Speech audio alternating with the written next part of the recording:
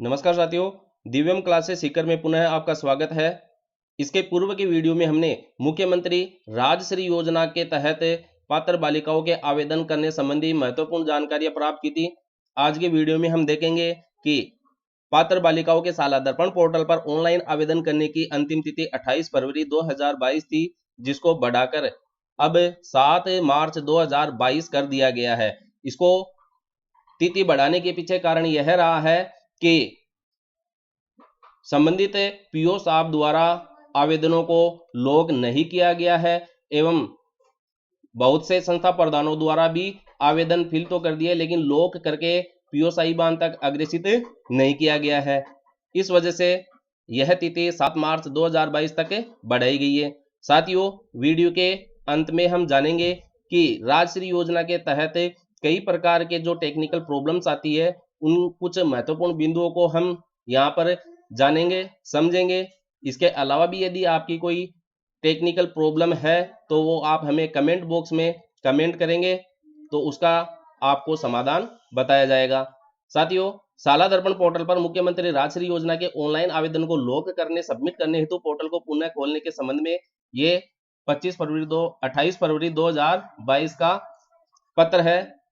उपरोक्त विषयांतर्गत लेख है कि सालादर्पण पोर्टल पर ऑनलाइन आवेदन की अंतिम तिथि 28 फरवरी, ये जनवरी नहीं है, ये फरवरी है, 28 फरवरी 2022 निर्धारित की गई थी। पोर्टल का अवलोकन करने पर ज्ञात हुआ है कि विद्यार्थियों के छात्रवृत्ति आवेदन लॉक नहीं किए जा रहे हैं। अतः समस्त पात्र बालिकाओं के आवेदनों को पूर्ण करवाने हेतु मुख्यमंत्री राजश्री योजना का मॉड्यूल दिनांक 7 मार्च 2022 तक पुनः खोला जाता है, ताकि सभी पात्र बालिकाओं को इस योजना का लाभ मिल सके। साथियों, पूर्व की वीडियो में भी हमने आपको यह दिशा निर्देश दिए थे कि अंतिम तिथि का इंतजार किए बिना ही पात्र बालिकाओं के सालादर्पण पोर्टल पर आवेदन करने की प्रक्रिया को शुरू कर देवे, ताकि कई तरह की दस्तावेजों में दिक्कत आती है तो आवेदन करने से वो हमें समय से पूर्व पता चल जाती है और हमें अंतिम तिथि के दिन इस प्रकार की विपरीत परिस्थितियों का सामना नहीं करना पड़ता है।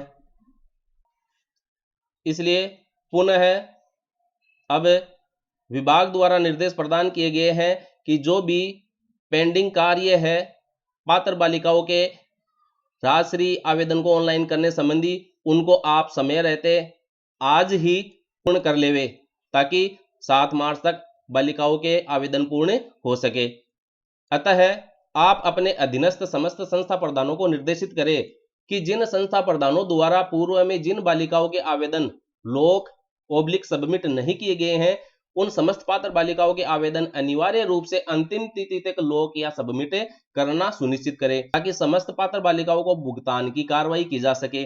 निर्धारित तिथि 7 मार्च 2022 तक समस्त आवेदनों को लॉक सबमिट नहीं करने वाले संस्था प्रधानों के विरुद्ध, देखिए यहाँ पर संस्था प्रधानों के विरुद्ध अनुशासनात्मक कार्रवाई के प्रस्ताव इस कार्यालय को प्रेषित करें। तो यहाँ पर विभाग द्वारा पीओ साहिबान को निर्देशित किया गया है कि अंतिम तिथि तक जो भी पात्र बालिकाएं हैं उनका सालादर्पण पोर्टल पर आवेदन पूर्णतया संस्था प्रधान के स्तर से और पीओ के लॉगिन से लॉक हो जाना अनिवार्य है। यदि कोई संस्था प्रधान अंतिम तिथि 7 मार्च 2022 तक लॉक नहीं करता है आवेदनों को, तो उनके विरुद्ध अनुशासनात्मक कार्रवाई के प्रस्ताव जो है संबंधित कार्यालय को प्रेषित करने हैं। तो साथियों, हमें इस प्रकार की कार्रवाई से बचने के लिए आज ही पात्र बालिकाओं के आवेदनों को पूर्ण करते हुए सालादर्पण पोर्टल पर ऑनलाइन करके उसको लॉक कर देना है और इसके साथ ही अपने संबंधित पीओ साहिबान को भी सूचित करें कि हमारे स्तर से आवेदन को लॉक कर दिया गया है, अब आगे की कार्रवाई आपके स्तर पर सेवार्पित है। इसके साथ ही साथियों, यह भी देखने में आया है कि बालिका का जो जनाधार कार्ड है, अब हम उन बातों पर चर्चा करेंगे जो आवेदन करते समय दस्तावेजों में कई तरह की प्रॉब्लम होती है, तो उसे हम किस प्रकार से दूर करें। यह देखने में आया कि बालिका का जो जनाधार है वह उसकी दादी के नाम पर है, उसी के अंदर बालिका के माता का नाम भी है और स्वयं पात्र बालिका का नाम भी दर्ज है, लेकिन दादी के नाम पर होने पर पोर्टल पर जनाधार कार्ड आप जैसे ही दर्ज करते हैं तो वो उसे एक्सेप्ट नहीं करता है। इसलिए साथियों, बालिका के दादी का जो जनाधार कार्ड है उसमें से माता बालिका एवं उस बालिका के जो पिता है, माता पिता है, भाई बहन जो भी है, उन सब के नाम आपको पृथक करवाने हैं और बालिका के माता के नाम का जनाधार नया बनवाना है।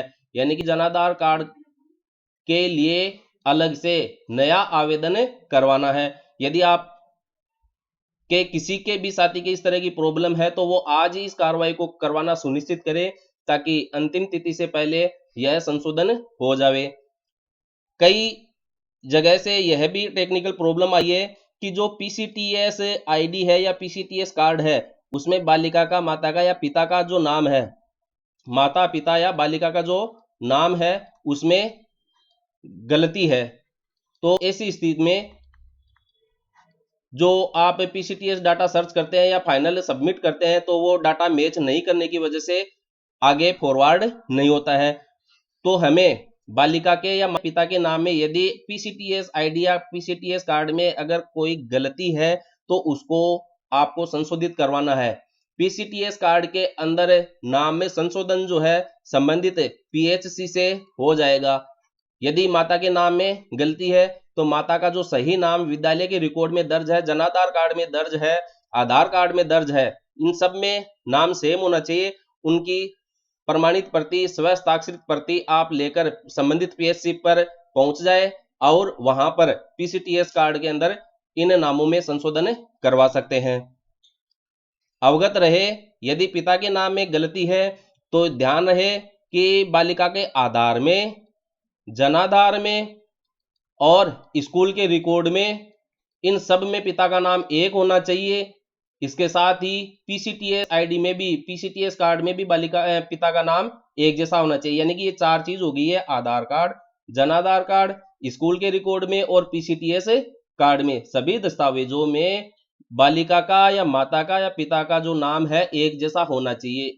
यदि एक जैसा नहीं है तो आवेदन अग्रेसित होने में दिक्कत आएगी। तो जिस भी दस्तावेज में गलती है तो आप उसको, पीसीटीएस में है तो संबंधित पीएचसी से दूर करवाएंगे, आधार या जनाधार में है तो उसको आप ई मित्र पर जाकर सही करवाएंगे, और स्कूल के रिकॉर्ड में यदि गलती है तो संबंधित स्कूल के संस्था प्रधान से संपर्क करके इसको दूर करवाएंगे।